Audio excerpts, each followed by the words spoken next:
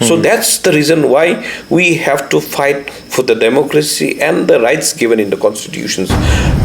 We are not safe. Moreover, you have helped that Garo. Sangma, Rosie Sangma. Anyway, thank you for that. Thank you so much for appreciating. From the Garo Hills. And then the way they might have threatened Nitish, they might have threatened, Chandra Babu. You never know. Chandra Babu was love always. We can say thumbs up to you. Love.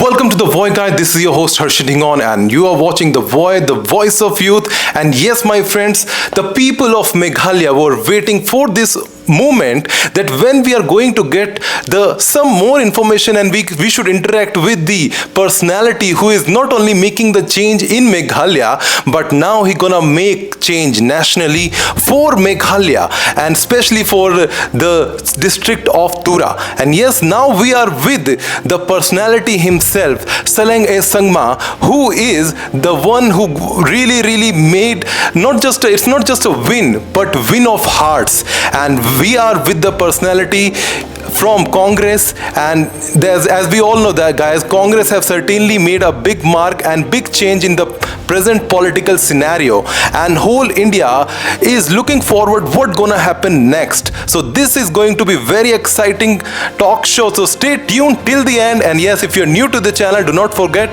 to first of all hit a like button, subscribe button, and hit the bell icon for next notification as well. So let's try to first of all congratulate sir. Congratulations for your win, sir. Thank you. So first of all, I would like to first just ask one thing: how are you feeling right now today?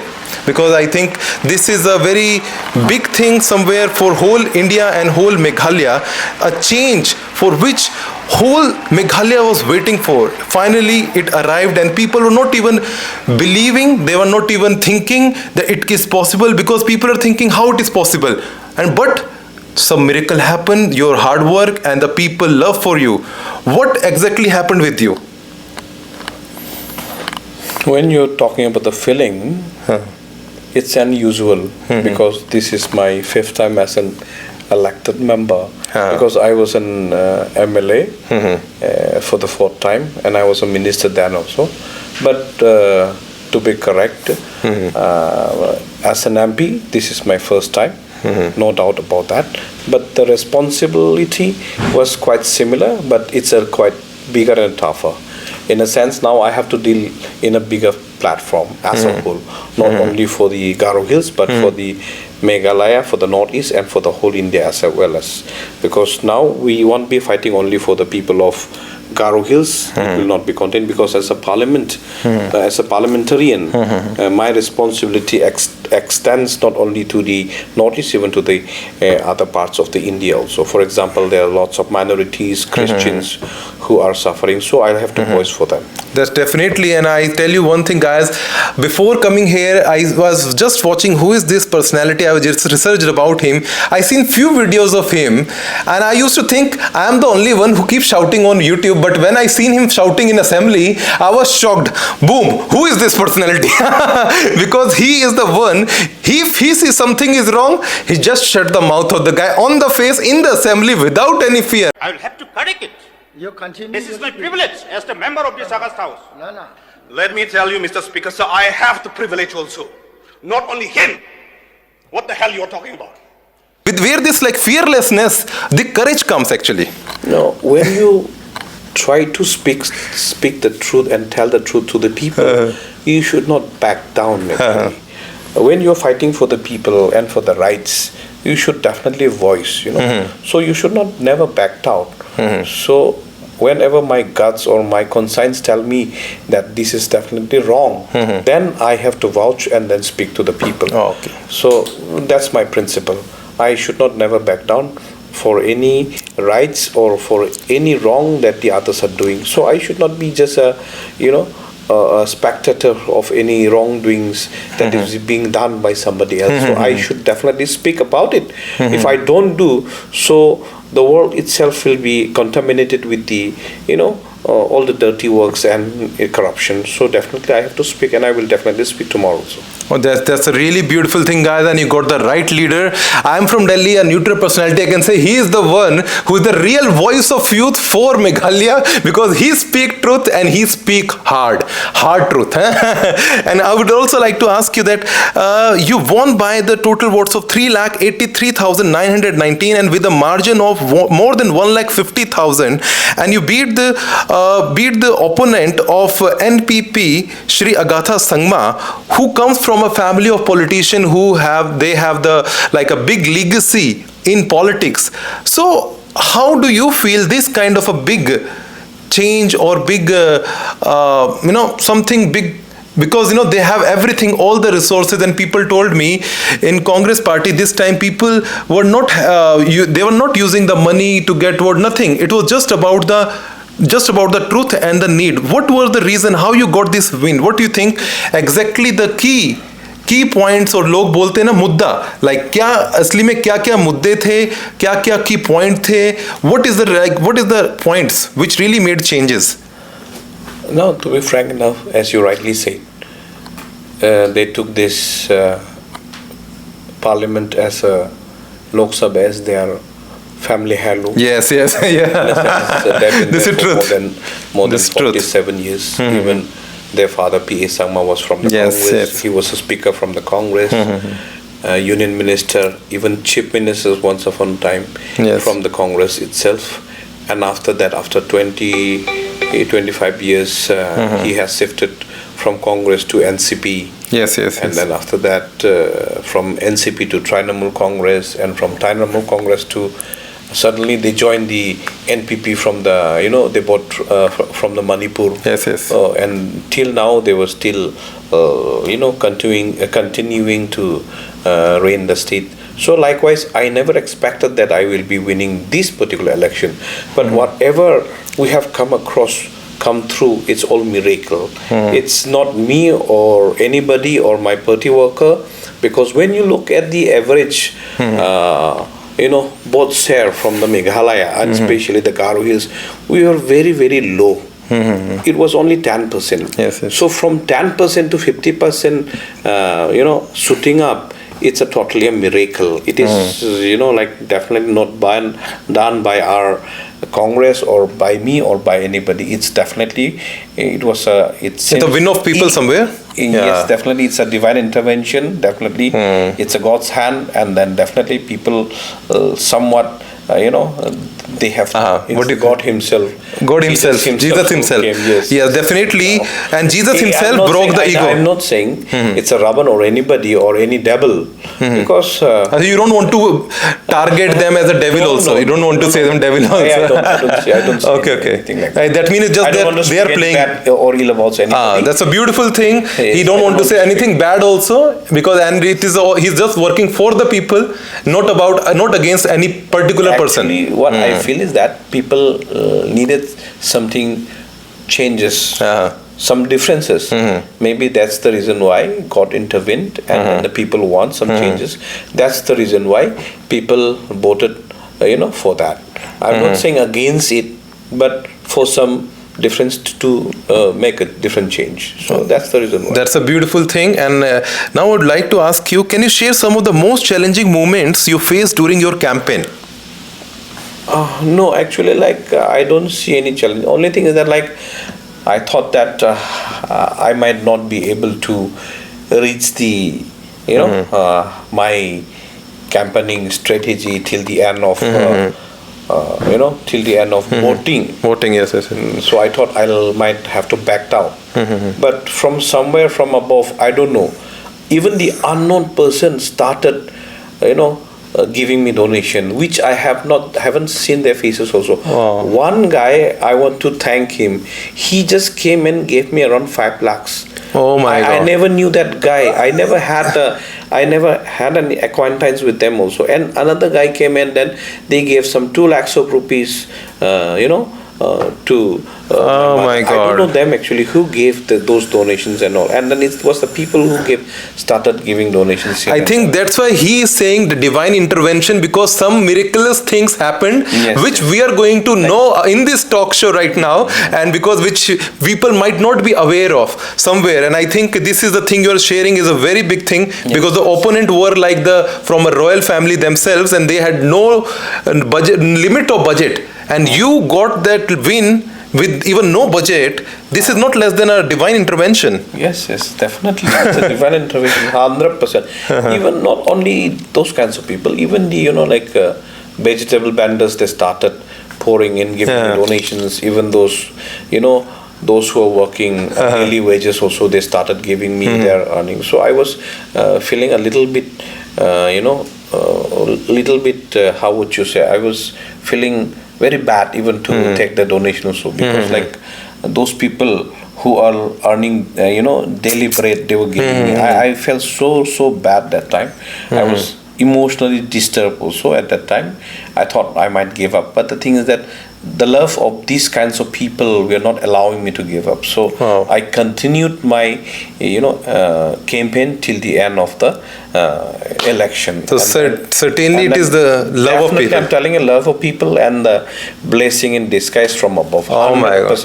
This, right now I'm standing not because of me, because of God Himself, and then because of the people's love. So that is somewhere divine intervention, and as I always say, He is following love, and love always win, and it's already won now. Somewhere this is love only. Definitely it's a love only. Love only. And I would like to ask, how did you connect with the voters and address their primary concerns also?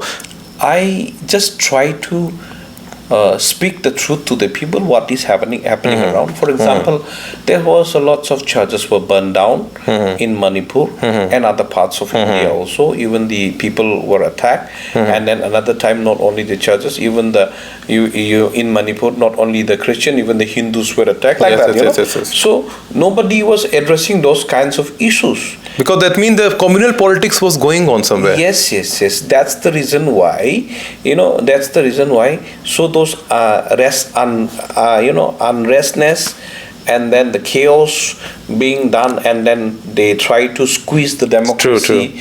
True. Those things were also the reason, of course. So, no doubt about that. And then people, those who are not seeing those truth, we were just trying to apprise them only. And this is how people started talking amongst themselves, and then moreover seeing the truth, and then moreover look at the state of our Meghalaya. Now, for example, we've been termed as one of the most corrupted state in terms of the rating. We were at the corruption at the number 2 after the Bihar, and then look at the educations, we were at the lowest.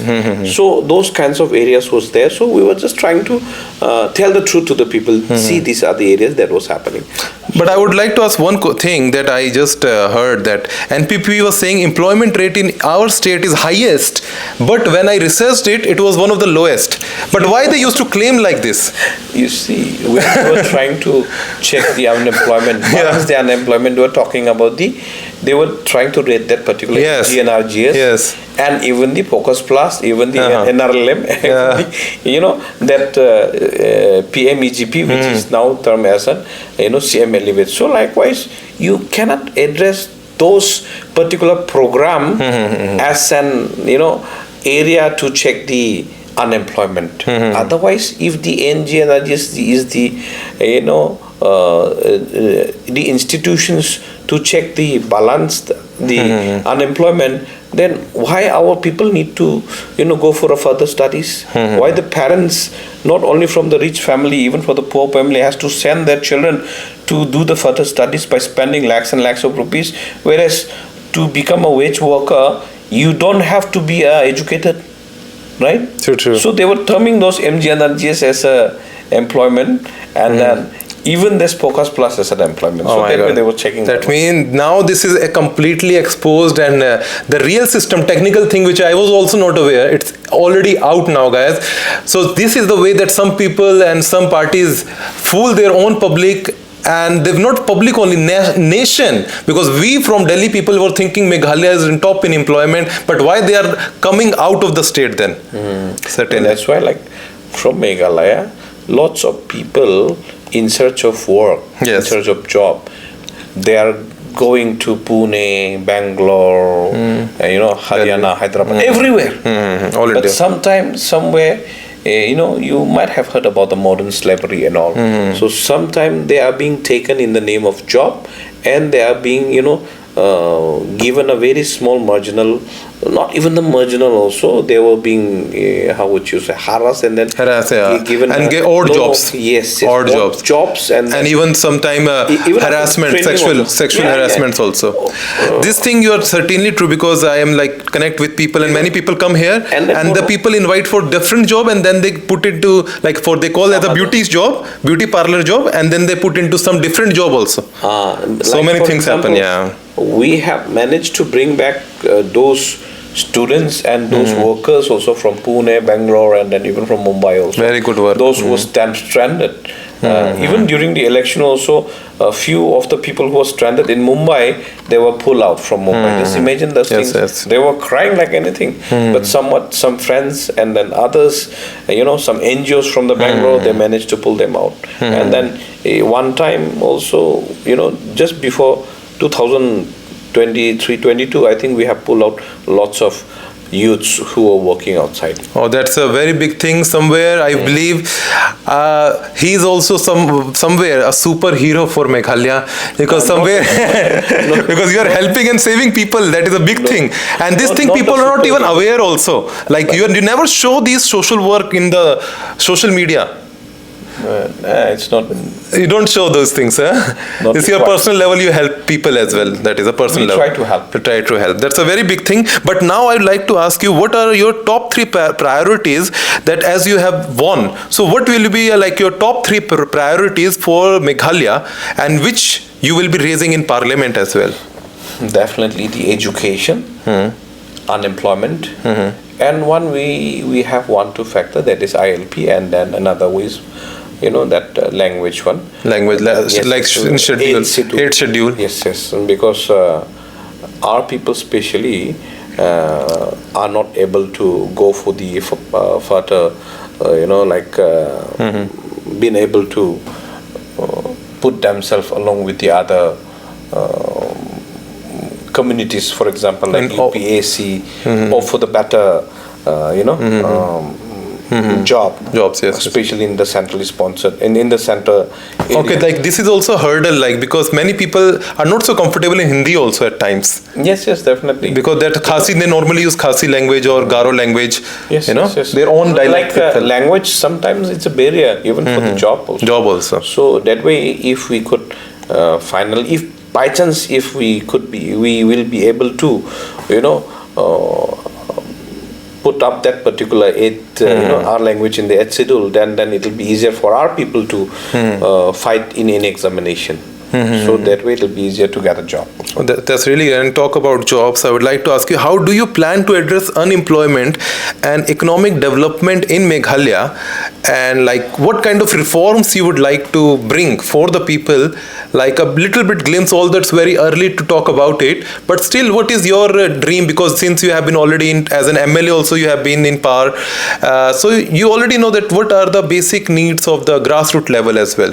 So what do you think, how we can create some employment if we get the funds from central government? Now when you look at the topography of the Meghalaya, we are very rich in flora and fauna. Yes. But when you look at the other sector, we don't have, like for example, agriculture sector, where we can, like for example, agro-based industries we don't have. But if we can come up with the agro-based industries, where our products can be sold in a better rate to our own people, and then if it can be exported to outside the world, outside the state, then automatically the employment will definitely increase. Yes. And another thing is that like lots of other sectors are also there, like tourism sector. If we can increase the homestay things. Not just a home, it's not just about a homestay, it's about the communication, because we've got lots of natural beauties where we can attract, upgrade the scenario from our own. That way I think maybe like for example, we don't have a good hospital. For example, health tourism we can create. We can create education tourism. We can create sports tourism. So likewise, So we can quite have innovative mindset, which I had never even thought that somebody will think. But he is the one who is very futuristic, very advanced in somewhere the new need for the youth also. You understand the youth voice as well. Yeah. Now, for example, if we create the good infrastructure, especially the in health sector. Now Bangladesh is very near, so these people would have come to India for the checkup and all. Right? Even now also they are coming to Nigrims, right? So likewise, when you're talking about the, for example, homestay and all, you see that would have been flooded by the tourism. Amazing concept. Yes. But since we don't have those, why these people will come? So that's a very important point, because Bangladesh is on the border, and I think that place, if we develop it and make it like a tourism hub for whole India to come and visit the place and just enjoy the place, and it's like it's like a border, and people can feel the Bangladesh as well at the border itself. Nearby market is there, and then moreover, we know that Bangladesh is one of the free tax-free zone. Yeah. So that way, even our people could have gone and then do some business out there, and then moreover, export-import could have been one of the best. And then if we create more, for example, border hut in the bordering area, then our people, I'm telling you, our people will be very, very rich, because we have a very less number of people. So our people would have been one of the most happiest people in India. Yeah, in India, like definitely. For example, Sikkim, yes. or maybe like Bhutan, Yes. Our people, like Bhutan, our people would have been one of the happiest people. But definitely, the thing is that since our people who has been there before us, we're not looking for the people. So likewise. What do you think that before the corruption and the fund that used to come from Senate is used to get quite exploited? Because when I came to Meghalaya, I seen that so much of opportunities are there, so much of beauty is there, so much of natural tourism is there, and if we people have so much of opportunities, but people are not able to become a guide also at time because of language barriers. Yeah, that is also. I think still the tourism is not able to give the adequate training to the people. Actually, Shillong was one of the education hub in the Northeast. Yes, this is people from all over the Northeast. They used to come and study there in the Shillong. Yeah, and Nihu is a very famous Northeast university. Not only the Nihu, we've got San Antonio, we've got many universities are there. Lots. We've got one of the best before. Yes. But nowadays, people from the Shillong are going outside instead of people coming from outside to Shillong. Yes. So likewise, even that educational hub is going down a little bit, day by day. So it's deteriorating, This is true. This is very bad. And then moreover, our area is becoming one of the drugs addicted area, which is a very dangerous, and then which we have to address immediately. Every now and then, huge catch of drugs is being caught every now and then. And then moreover, drugs addicted people. So, youths are lost now. So those things needed to be addressed because seriously. Now we have already formed few committees along with the church leaders, along with the society. Now we are trying to, council. Not only council, even the search party we are going to make a team. Maybe after the swearing in, we will go back and then we will do something about it. So that means strict action will be taken against the culprits who are spreading this drug. Now, lots of illegal smuggling is going on. So maybe through those things, those things might be coming up. That's a very unique thing, because in Delhi what happens when we used to go to some of the I've been some sort of club or party here there, I found one thing. People used to have this hash or some drugs and they used to say, "Ye Shillong ka maal hai." People used to talk like this. Are you sure? Yes, sometimes in Delhi. And then I was like thinking, who might be bringing this hash and then I don't know what this hash? Hash, I don't know hash myself also much. I don't know, but they said it's a natural herb, drug. Natural herb used to coming from Shillong. Are you sure? People used to talk like this in Delhi also. I never heard. And I was not aware that as you told me that Shillong is becoming like hub for this also, like no, actually sometimes. we are seeing it every day.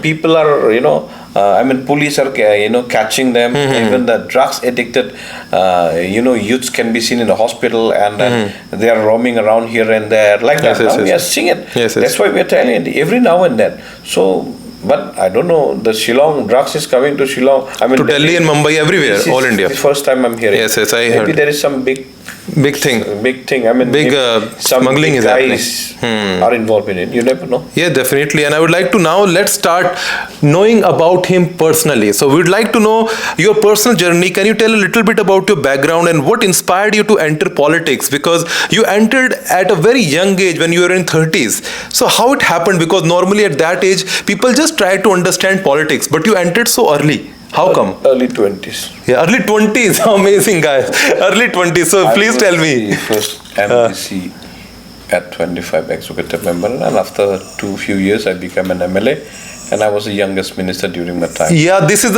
certainly a big record somewhere. And how it happened, like so early age you started? I never liked politics, to be frank.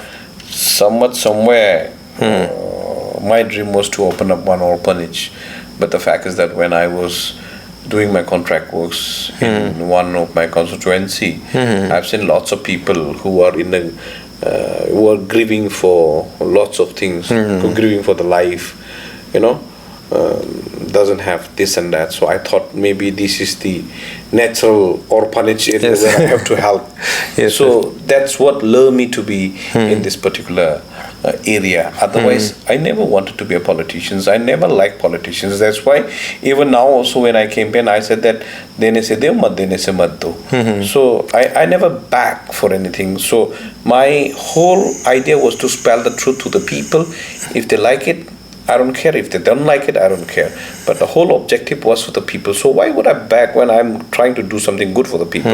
So that way, I never imagined that I will win. But someone, maybe from above has given me an opportunity to serve my people in the right earnest. Certainly, what I feel that you are dedicated to serve the people irrespective of the commercial benefit or any kind of position as well. You are just looking to serve people, and it's like you have quite worked for church services as well before. You feel no, or orphanages. No, I have not. Okay, but your plan was to open the orphanage before. Yes, okay. That was my dream only. Okay. But what do you think now? A dream might come into reality in future? No, maybe. Actually, like I'm doing it. I'm doing it, helping few, and then maybe for this reason, and then people are praying for me to do more good work. Okay. You don't show off in social media that much. It's like your personally you are doing your work. Duty. Why will I need? Yeah, because some people, in politics or who are in power, they show themselves that we are doing social work also. So what do you have to say those people who just pretend to just get the benefit of fundings of the people and donations? I don't want to speak about the others. Okay, so no issue. So we'd like to ask you about that. Who have been your biggest influences or mentors in your political career? Whom you really feel that they are your inspiration? I don't know. Okay, so that means that as you said, you never liked politics, it just happened to you. Yes.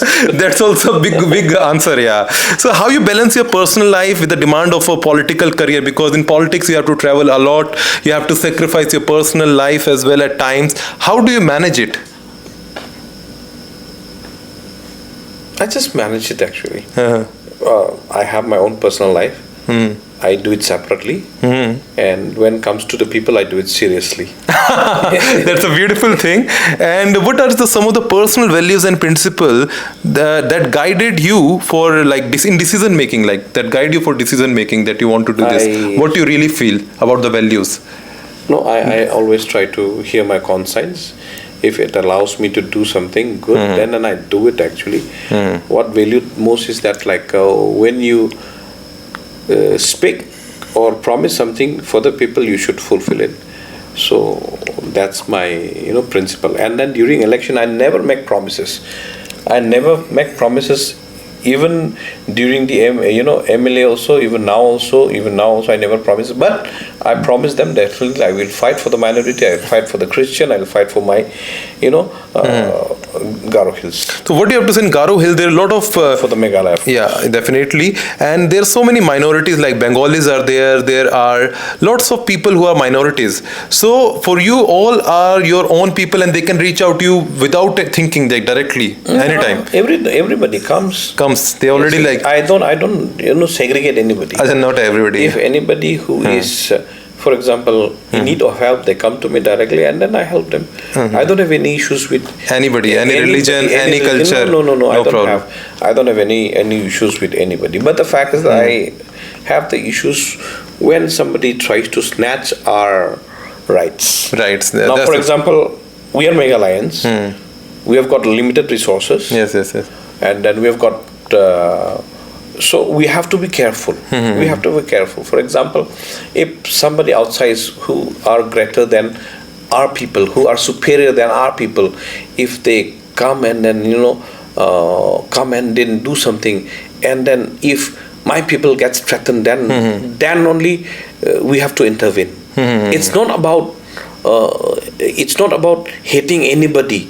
But it's about saving our culture. You see, now Khasi, Garo, and then Jaintia, we have a very, very less community. And according to the world view, every 2 weeks, one of the tribal is getting vanished. Do you want Khasi, Garo, and Jaintia to be in the, what do you call this one, in the showroom tomorrow? Nobody wants, right? We don't want. So we have to safeguard our people also in the meantime. Even the constitution is saving us. So that's the reason why we have to fight for the democracy and the rights given in the constitutions. We are not hypocrite or selfish or not self-centered. But do you want the Khasi Garo to be obliterated tomorrow? Just imagine whether the people from the mainland India wants the Khasi, Garo, and Jaintia, all the small tribe like us to be in the museum tomorrow. Nobody wants. Culture is important. We are preserving our own culture. So that way, whenever any identity of any culture, any religion is threatened, then only people speaks. But our people are so loving. Our people are so, how would you say, like when you talk about the hospitality and all, our people are all they are the best, because I've been to Meghalaya. I went to all the Jaintia Hill, Khasi Hill, and I went to Snokpering, and there's so many of the people who served me. I think you have not went to Garo Hills. Not Garo Hill. I think he is going to invite me, and this time I will be coming, and with his support. Because actually, being honest, I tell you, let me tell on camera. I think your friends were Garo only. Garo only. I was trying from 2 years to come Garo Hill, and I was trying to connect the madam here in Delhi. But whenever I come, they used to get so busy here, there. Moreover, you have helped that Garo. Sangma, Rosie Sangma. Anyway, thank you for that. Thank you so much for appreciating. From the Garo Hill side. Thank you so much. He is the first person representing the Garo people who is saying me thank, because I never got thank even from CM Sangma or the family of Agatha, like Agatha Sangma, nobody. But he is the one, the real voice of youth. He representing the youth, and I am so thankful to you, sir. Thank you very much, sir. Because you believe in people. Anybody should thank anybody who is doing good. It's a duty of everyone. Thank you so much, sir. But many people do not remember their duty. So I would like to ask one more thing, that if you talk about the constitution, now since this present scenario is going right now, the people who are having fear that constitution might be killed if BJP will get 400 seats. And even exit polls were showing something different. And now the real picture is coming.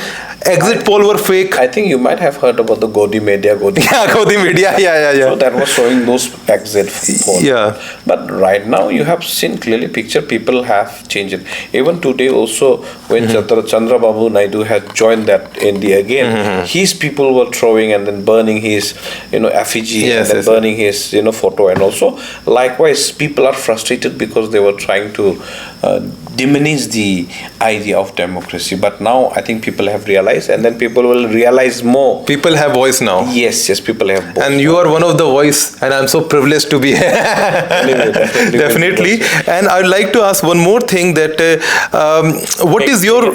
Yeah, I just going to ask two questions. That what is your vision for Meghalaya over the next 5 years? I think I have already told you. Yes. Education, and then unemployment, and then another health sector.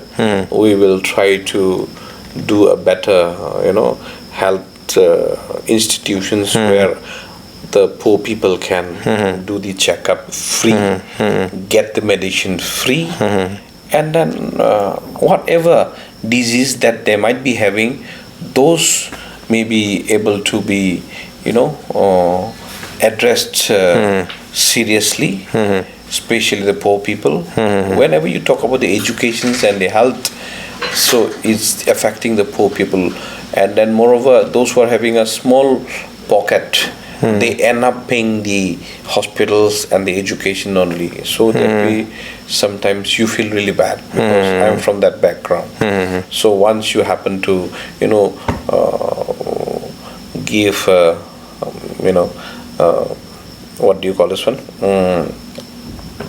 Sell your land, sell your livestock for the checkup, for admission and all. So it really hurts the people. So that way, if those things can be addressed seriously, and then we will definitely try to do that. That's a big thing. And now, since the present scenario is going, the people are saying about the present government, like PM Modi is becoming Modi is becoming PM.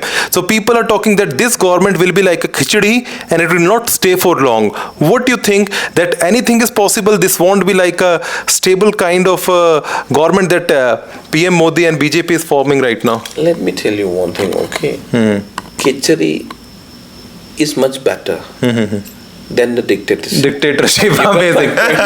Yes. It's much better than the dictatorship. If the people doesn't like it, let him keep on changing what's there. True. Okay, what's there? Now suppose if your tire is bad, definitely you will change the tire. So likewise, let the people keep on changing. What's so big about it? Because what we need is the people's safety and security. And then our constitution should be safeguarded. Our democracy should be protected. So that's the best. True. And what do you think right now, Mr. Naidu and Nitish ji? They are demanding very big ministry from the BJP, and till now they have not confirmed 100% that they are going to be. What do you think, if they will not get the ministry and if they come to Congress side and support Congress, and by somehow Congress comes in the power, what do you think? Such things can happen in politics? Anything can happen in politics, because they will be looking after the state affair only. Yes. And then everybody wants to do better for their people, better for the subject, and then better for the country. Because Nitish and then, Chandrababu Naidu might have some intention in the mind to get that particular. Otherwise, if they again land up above them, then the way they might have threatened Nitish, they might have threatened, Chandrababu. You never know. The way Chandrababu was speaking, he was feeling like very terrified and very like... Yes. So maybe they might have some issues on their own.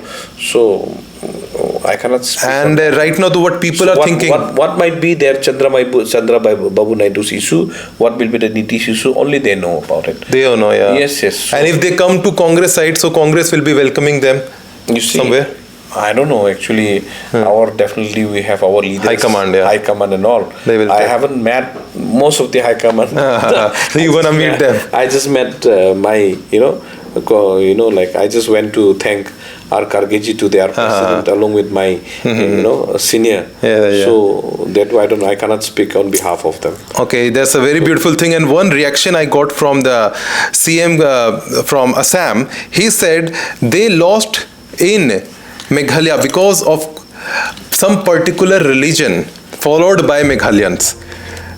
I just got the statement. Have you seen the statement? Right I don't want to speak about it. You don't want to speak about this thing. But what do you have to, I think somewhere BJP is talking something weird thing. They are terrified, or what is happening in there? I don't know actually. I'm not a god, so I cannot go inside that. You don't want to comment on this thing? Yes. Because you just want to focus on your own way. Yeah. You don't want to think what they are saying. Yeah, I don't want to think what they think also. So this is certainly a big thing. And one question question that what message you want to give the youth and the people, whole Meghalaya, like, and especially Garo Hills who supported you.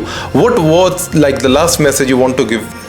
Like, what message? Thanksgiving message or inspirational message? Yeah, no. I just want to thank them, and then I just want them to believe in themselves, and then pray to God, and then pray to all the other whatever they're believing in, and then believe in themselves, and then work really hard.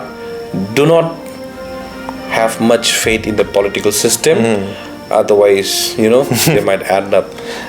You can speak in Khasi and Garo also to thank to Khasi people also. No, they will think. Okay, already spoken in Khasi, na? Yes. So okay, so somewhere I would like to just say that Mitila to you. Yeah. Because I also know some view word Mitila. I learned a little. I'm learning a little bit Garo slowly, and I believe if he support, then I will be coming to Garo Hill for sure. Last time I got opportunity to be in Shillong and Khasi Hills, I seen all, and I stayed for 18 days in Meghalaya because I came for 3 days, but I loved Meghalaya so much I could not go like easily. Yeah. I stayed for 18 days in the Pinewood.